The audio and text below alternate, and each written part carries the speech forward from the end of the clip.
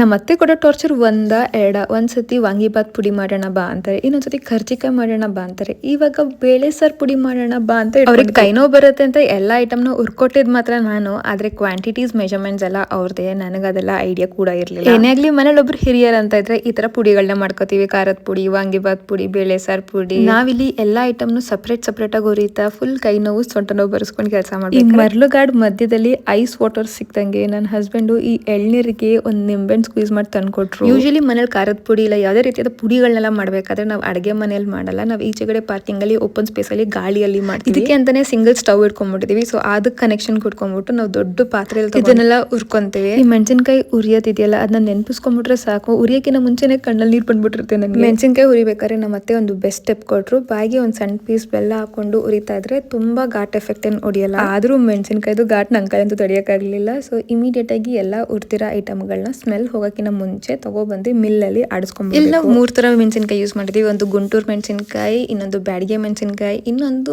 ಮಣ್ಕಟ್ ಮೆಣಸಿನಕಾಯಿ ಅಂತೆ. ಅದು ಹೆಸರುಗಳು ನನಗೆ ಕರೆಕ್ಟ್ ಆಗಿ ಗೊತ್ತಿಲ್ಲ, ನಮ್ಮ ಅತ್ತೆ ಹೇಳ್ಕೊಟ್ಟಿದ್ದು ಹಾಗೆ ಹೇಳಿದ್ದೀನಿ. ನಿಮ್ ಕಡೆ ಏನ್ ಕರೀತಾರೆ ಅಂತ ನಮ್ಮ ಅತ್ತೆ ಹತ್ರ ಹೇಳಿಸ್ಕೊಂಡು ಕಂಪ್ಲೀಟ್ ರೆಸಿಪಿನ ಕ್ಯಾಪ್ಷನ್ ಅಲ್ಲಿ ಹಾಕಿದ್ದೀನಿ, ಚೆಕ್ ಮಾಡಿ ನೀವು ಟ್ರೈ ಮಾಡಿ ನೋಡಿ ಹೇಗಿತ್ತು. ವಿಡಿಯೋ ಇಷ್ಟ ಆಗಿದ್ರೆ ಫಾಲೋ ಮಾಡೋದು ಮರಿಬೇಡಿ. Thank you so much for watching.